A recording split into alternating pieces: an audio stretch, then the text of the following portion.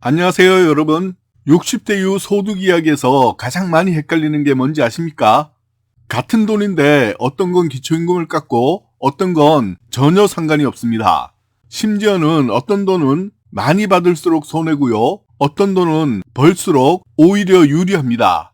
그런데 이걸 정반대로 알고 계신 분들이 지금도 정말 많습니다. 예를 들어 이런 겁니다. 국민연금은 많이 받을수록 기초임금이 줄어듭니다. 그런데 근로소득은 같은 금액을 벌어도 기초임금에는 아주 조금만 반영됩니다. 그래서 현실에서는 연금은 많은데 생활은 빠듯한 분이 있는가 하면 일은 하는데 기초임금은 그대로 받는 분도 생깁니다.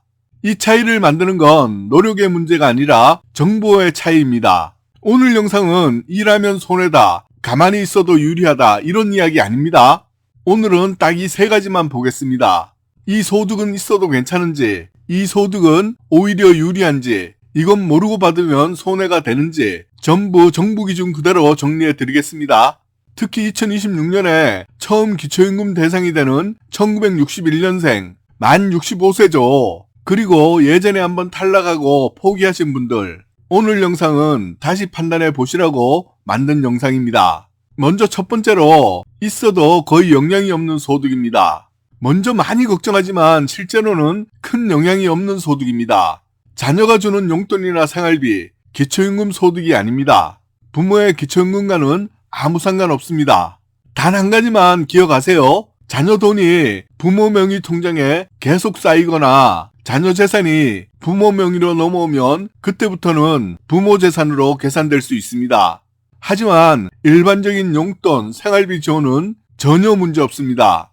이번에는 공공일자리, 노인일자리, 자활근로소득은 기초임금 계산에서 제외됩니다.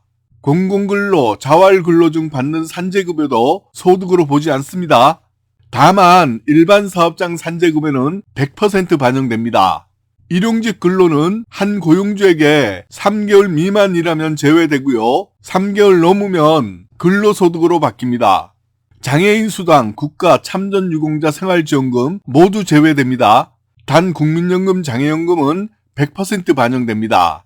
주택연금, 농지연금은 소득이 아니라 대출로 지급되므로 받은 만큼 오히려 부채로 공제됩니다.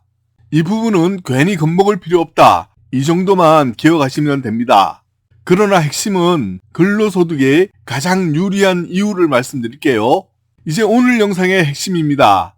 많은 분들이 조금 벌면 연금 깎일까봐 아예 일을 포기하시는 분도 계시는데요. 2026년 기초임금 구조에서는 근로소득이 가장 보호받는 소득입니다. 기본적으로 월 116만원은 통째로 빼주고요. 그 초과분이 있으면 30%를 또 공제해줍니다. 실제 부부 사례를 보겠습니다. 남편 월급 300만원, 116만원 빼고 나머지에서 30%를 또 공제하면 약 129만원만 소득으로 반영됩니다.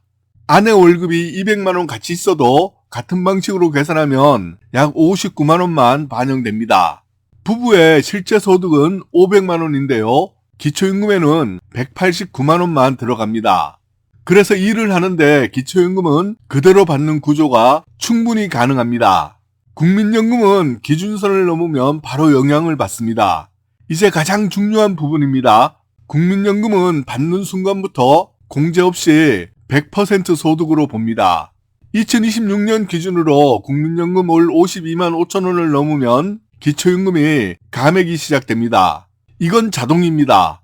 예를 들면 국민연금 60만원이면 기초임금이 대략 5만원 깎이고요. 80만원이면 대략 7, 8만원 정도 깎입니다. 그래서 연금은 올랐는데 체감 생활비는 비슷하다는 분들이 생깁니다. 그리고 국민연금의 다른 소득과 재산까지 합쳐서 소득 인정의 기준을 넘으면 감액이 아니라 탈락입니다.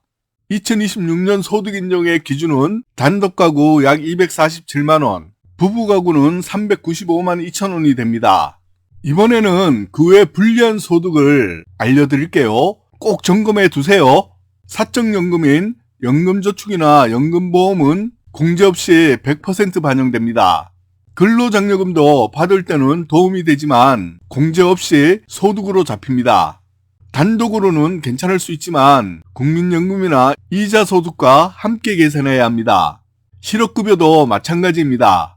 일반적이어도 받는 달에는 전액 반영됩니다. 금융소득, 이자, 배당은 월 4만 원만 빼주고 나머지는 전부 반영됩니다. 금융소득, 이자, 배당 소득이 많은 분들은 고금리 시대에는 이 부분 관리가 기초임금 단락을 가를 수 있습니다. 기초임금은 아무것도 안 할수록 유리한 제도가 아닙니다. 어떤 소득이냐를 알고 선택하는 사람이 유리한 제도입니다. 다음 영상에서는 통장에 이 금액이 넘으면 기초임금이 탈락되는 기준 정확히 짚어드리겠습니다. 구독과 좋아요 눌러두시면 내 상황이 바뀌는 순간 놓치지 않으실 수 있습니다. 감사합니다.